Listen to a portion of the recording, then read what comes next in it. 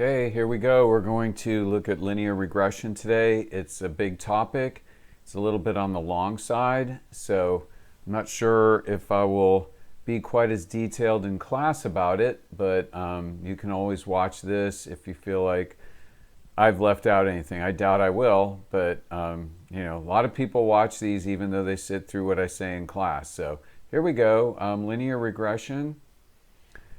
So if we want to kind of go down the journey of how people learn regression, you just get a scatter plot, and maybe the teacher says, all right, everybody grab a ruler and run a straight line through your scatter plot so that it just goes as best as it can to sort of capture what's there. In other words, it kind of goes through it so that it fits the best.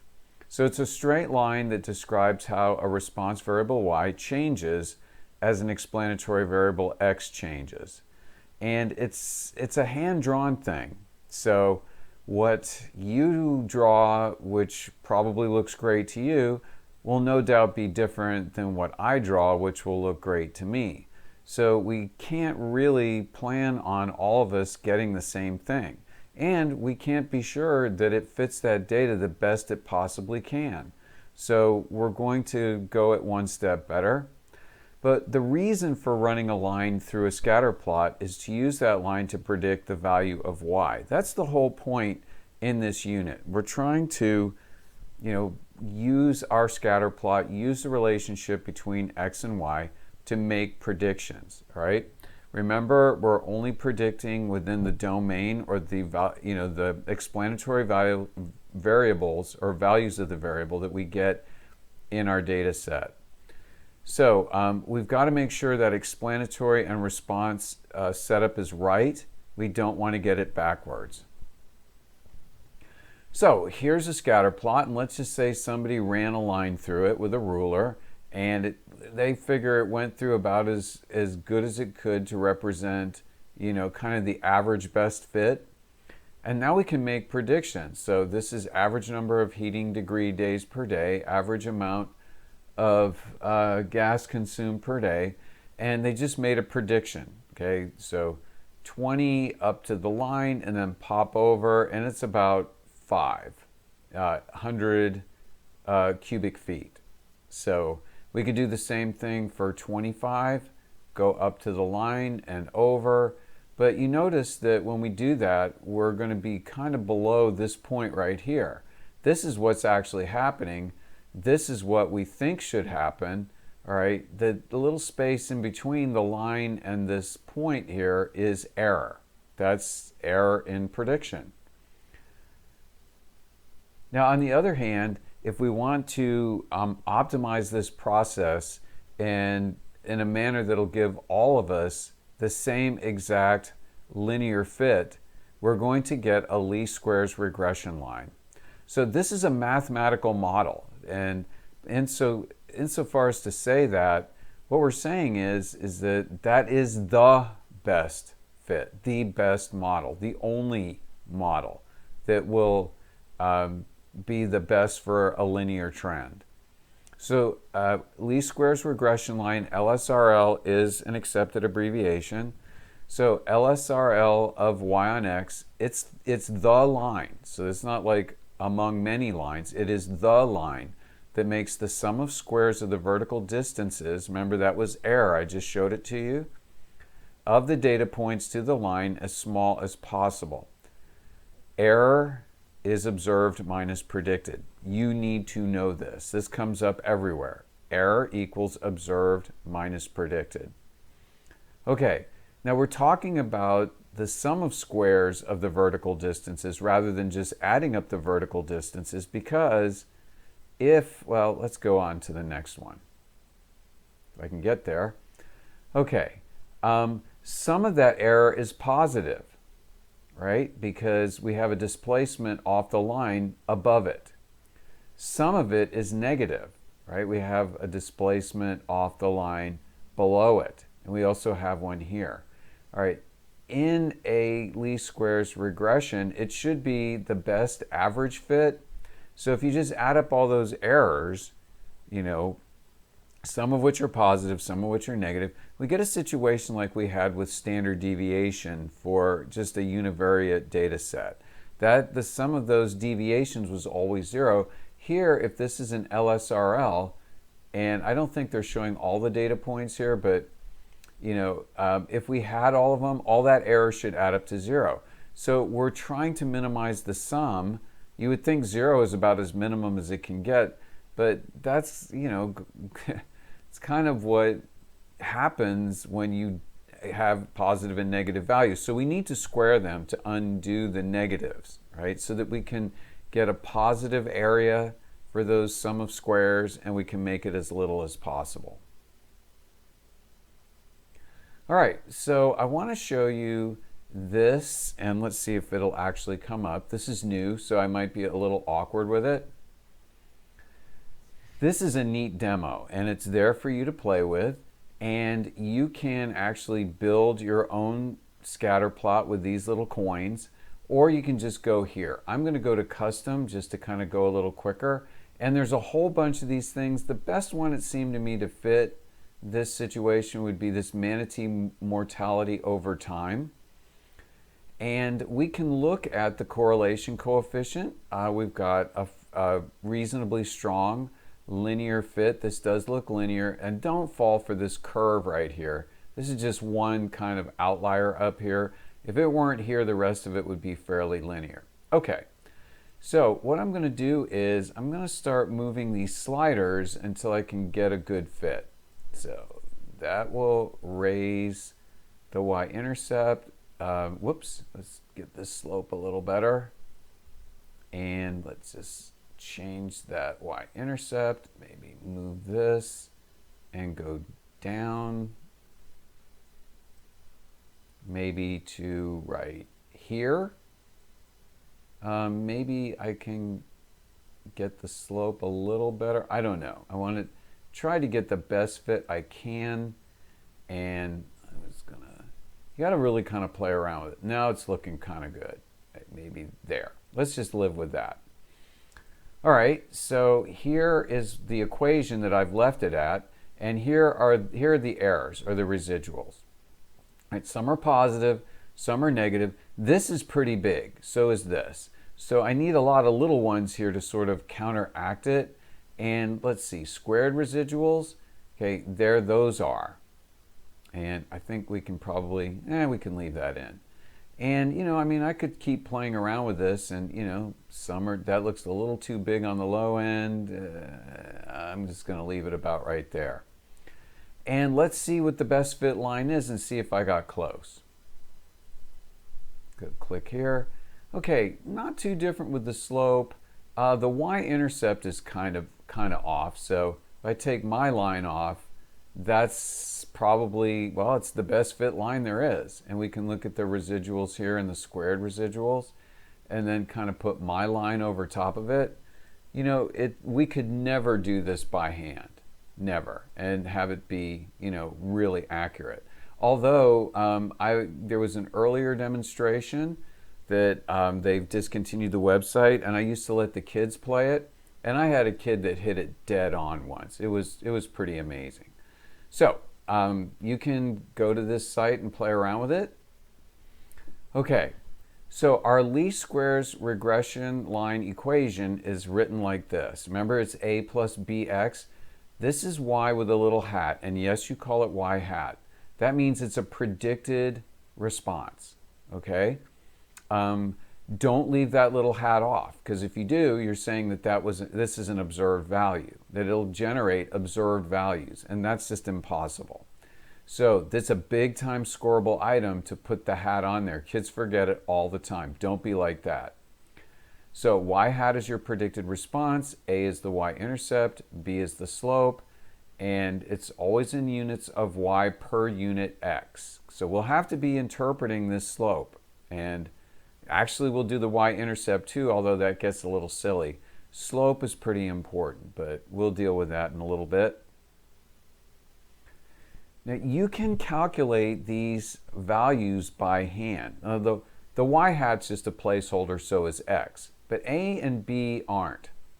So If you can get some summary numbers from this, if you can get the correlation coefficient, and you can get the standard deviation of your y values and the standard deviation of your x values, this expression will give you the slope, which you'll have to find first because you need that over here to find your y-intercept. And the y-intercept is the mean of your y's minus b times the mean of your x's. Now, these formulas are important. They could show up on quizzes and tests. So you must know them. So here's an example. Remember the guessed versus the correct calories that we did last Friday? Here's the mean of the x's, the standard deviation. Same for the y's. Here's the correlation.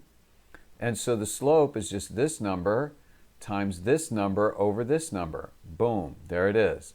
And the y-intercept is just going to be this number minus this number times your slope, which is what we got here.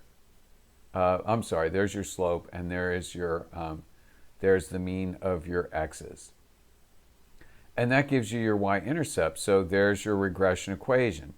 Most of the time, we're just going to pop this out in a calculator, but be ready to be able to do this, especially if this is all they give you and they don't give you any data.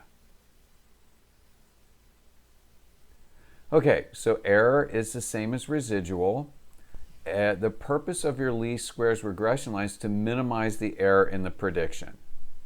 I mean, the more accurate it is, the better your predictions are.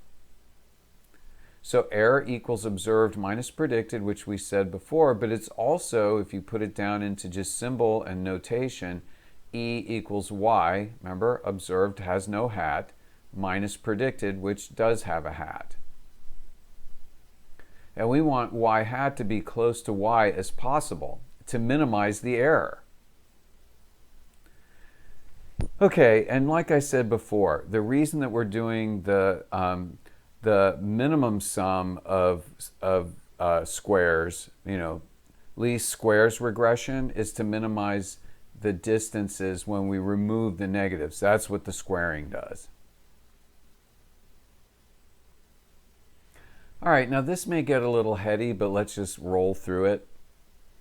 All right, explanatory and response variables must be clearly defined because if you switch them, you're going to get a different least squares regression line. That's not good. Your least squares regression line always passes through a specific point. Now, it's not a data point. It's a point that's made up of the mean of your x's and the mean of your y's, okay? So this is not going to be in your data set, but if you're graphing by hand, you can use this to help you graph. All right, this is where you might have trouble understanding. All right, remember your slope equals the correlation times the standard deviation of y over the standard deviation of x. When this is a 1 or a negative 1, other than changing the sign for a negative, you're just going to get the standard deviation of y over the standard deviation of x, which will make your predicted response y hat change the same as x does. Now, if you start departing with less and less strong correlations, you're going to get less of this lockstep behavior where y hat is changing the same as x. Y hat will start losing its cohesion with x, and it will change less than the change of x, until finally, when r is 0, then the whole thing is haphazard. Now, this is really important. If you are graphing a least squares regression line by hand, don't use the slope and the y-intercept. Those are going to be crazy numbers, and your accuracy is going to be terrible.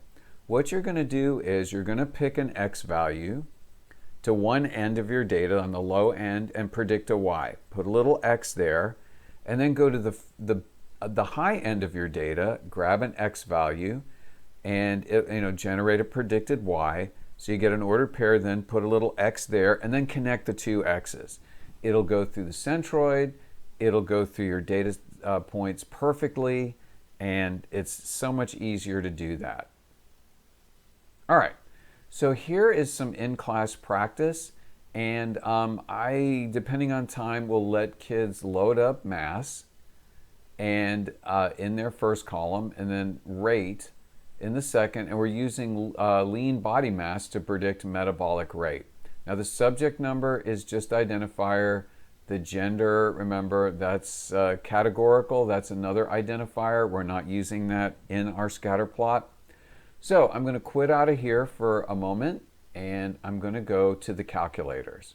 So up comes this, and I am going to run through just about everything with you, okay? So I've labeled it mass and rate. I put my numbers in. So I'm going to quit out of here and go down to a scatter plot. Just so that's the first thing you do. Graph your data. So we're using the mass, lean body mass, to predict metabolic rate.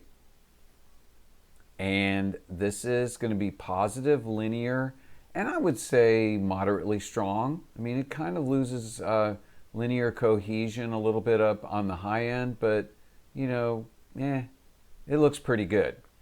Now, what I would do is I would generate the least squares regression line, and I would go and maybe put in 32, and then get a prediction out and put a little X here, wherever that happens to be. Then I would come up here at 64 and make a prediction through my least squares regression, put an X there, and then connect the two X's. It'll make a beautiful, beautiful LSRL.